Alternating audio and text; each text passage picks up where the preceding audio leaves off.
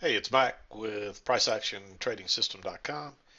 It's Thursday. It's April 2nd. This will be our chart lesson for today. I'm a little late doing this today. I had some meetings this evening that I had to go to first, and I almost didn't do this, but I already had it all on my chart, so I decided I'd stop back by and I need to come back by the office anyway and pick up some stuff. So I figured I'd go ahead and do this real quick.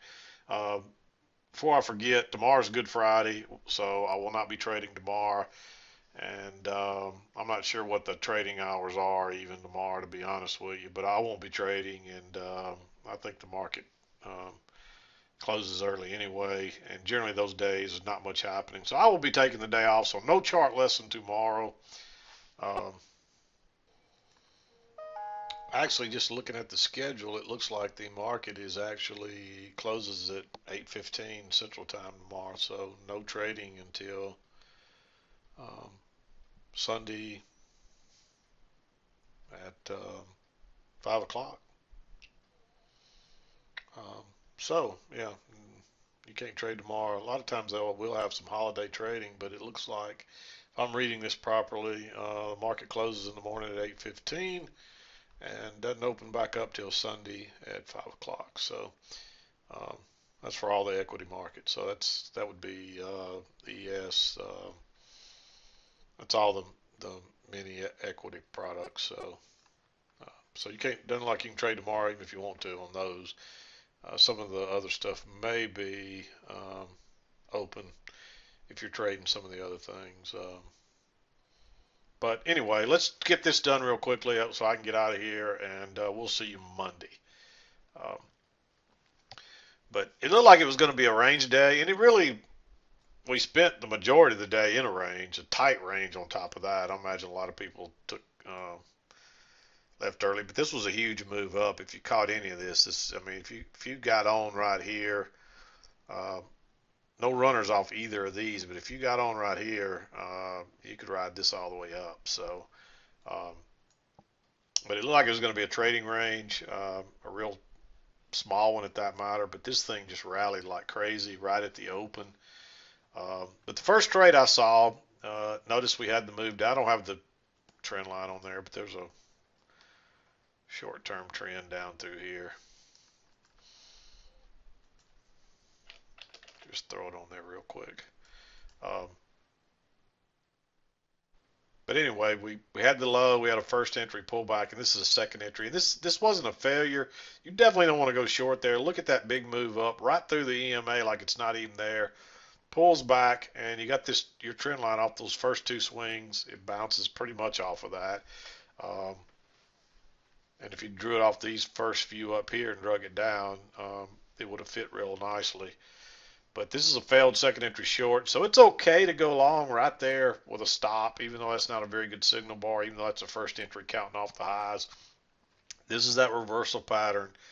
And and I had somebody ask me, I think it was about this trade right here, and on their chart, I notice I've got some bullish bars, but on their chart, their prices shot right on through here and then pulled back up and shot on back down through again. But that is a sure sign of a possible reversal when it just goes right through the EMA like that. Because normally, look what happens when it comes back to the EMA. Prices reverse pretty quickly. But when it doesn't, that's telling you something. Either the prices are ranging, and so they'll swing back and forth, or else if it's been a big move one way or the other, then it's usually going to be it's the first clue of a reversal pattern. So we had that right here. And then you get the failed second entry short, go long right there, quick, easy move. Then it pulls back again and gives you another chance to get on. And it's bouncing. And this confirmed the first two swings here. So now you got a confirmed trend line. You might have used a limit order here on this one. But I think you're all right just to go along with a stop right there. You might use, like I said, you might wait on it to break and drop a limit order. Um, but you may not have got filled. But it does come back again and give you another chance. And here it gives you a nice second entry. Notice the pullback. Um, can't see it right there, but you got a first entry right there, pull back, and then what? Right off the trend line again. But notice how it broke lower first and turned. Just have your stop right there. You don't have to wait on this bar necessarily on that one right there. Um, because of the way that bar did and the way the prices are acting right off that trend line. That's your key entry point. But if you did wait on this one, um, I'd be a little leery going with a stop right there. I'd probably let it break and then use a limit order. And you see it would have pulled back and filled a tick or so back into that bar, and then it takes off. And if you caught this trade, that was all you needed today. I mean, that's a 2052 to 2065 or something like that.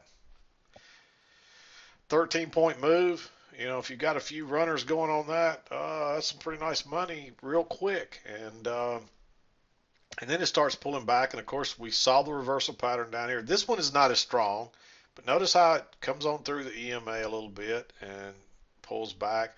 But here you're bouncing off the upper side of a two-tiered channel. And so you're expecting prices to come back to the other side. So you don't want to go long there anyway. And it pulls back. And I had somebody send me their chart here, and they had a setup right here to go long. You see, I don't have one. It went on through my line, and then it gives me a nice little reversal bar here. Well, that was worth going long for because that's the first break. That gives you two measured legs down. You can see that first leg right there, and then you get the other one. That's a perfect, well, maybe missed it by a tick, but that's close enough. And so you expect to bounce there, and it got just enough to get your scalp and get out. And you did have a little break here, but sometimes you get another push down, and you got another push down there. I didn't like going long there, but looking back at it, you know, you're a little bit further away from the EMA there. You might even consider going long right there. It'd be a little aggressive, but you're better off to wait here. Then it pulls back, and it gives you that little trap. And look at that reversal bar. Just go long right there. Now it did pull back a little bit. I think it was almost a 4-tick failure, and then it pulls back and pushes on up. Actually, yeah, it pulls back and it pushes on up. And then even this one, it pulled back a minute and then pulled on up. You might, when you made that double top right there, you might have been a little bit leery of that one. But I really thought we'd go on, and as strong as this move was up, it's really surprising that we didn't test that high. But lately we hadn't been able to do that. They run it up early, and we never can achieve those heights again. So, you know, once you didn't get there, there's no way I'd enter this one because it's obvious there's some strong resistance across there. In fact, you might have even considered going short there on that failure going higher. But at the same time, I'd probably wait and see what happens. And it pulls down and it tries to go higher. It goes right through the EMA, pulls back, and it gives you a failed second entry long. Go short right there. You know, you'd probably, at this point, you wouldn't have had this low right there. You just would have had the resistance. You see, there's nothing, I mean, you got a low right there, but there's nothing to make you think that, hey, there's some strong support there until it kind of hesitates there a little bit, but it ends up shooting on through. But I think you would have been out before it really took off like that. You would have got out on that bar right there. And this turned out to be a pretty nice trade, you know, if you had a runner going. This is the kind of place where you might have one.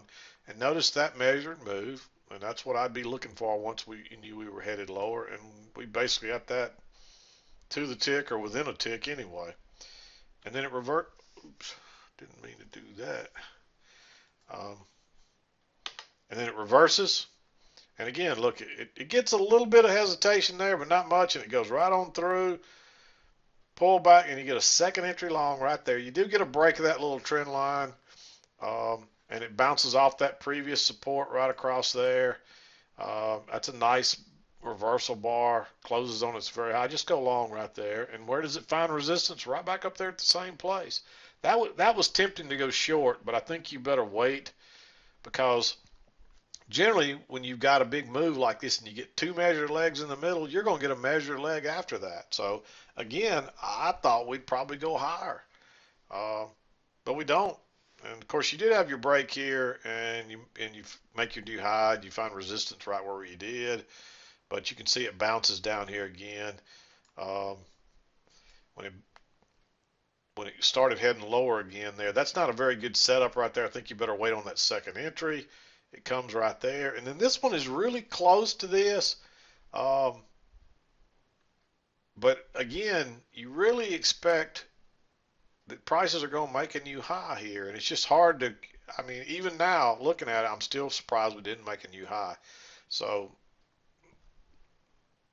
this one really could be green almost, but it is a second entry counting off the low, and it's a second entry counting off the high. It's a failed second entry short, and we made a higher low here than here, and so you figure we're going to make a new high, and we do, or you figure it's going to be good for a scalp anyway, and we do, and then it just reverses, and this turns out to be a failed breakout. So I like that one to the short side because now you got your break here and a couple legs up.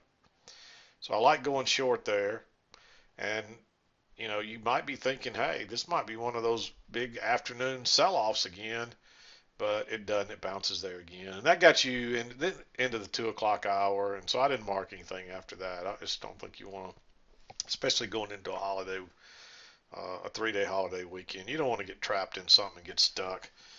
And but that's what I saw today. It was mostly all uphill. There was one short trap right here, and then it looked like we were in a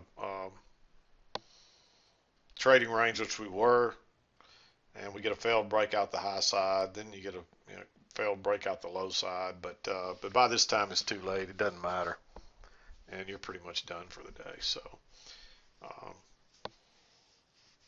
but yeah, most times when you get the move up like that, and then you get a perfect two-leg measured move correction, generally you'll start another trend, and you can look for another leg like that right there. So maybe it's because we were going into the holiday weekend and there weren't, everybody's done by now, and there just wasn't enough people to move the market after that, probably. So it's a possibility.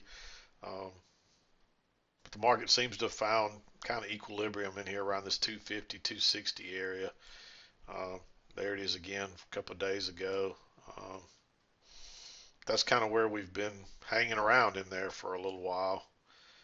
250, 260, so even over here back beginning of the week. It just seems to be kind of where we're finding equilibrium now. If we climb much higher than that, it sells off pretty quickly, and if we fall much lower than that, it rallies pretty quickly. So just kind of a nice equilibrium point. But I'm going to wrap it up. I hope you have a great Easter weekend. I'm going to enjoy mine and enjoy the time off. No trading tomorrow, and be no chart lesson tomorrow, and we'll be back again to do it Monday. But this is Mack with PriceActionTradingSystem.com, and we'll see you next time.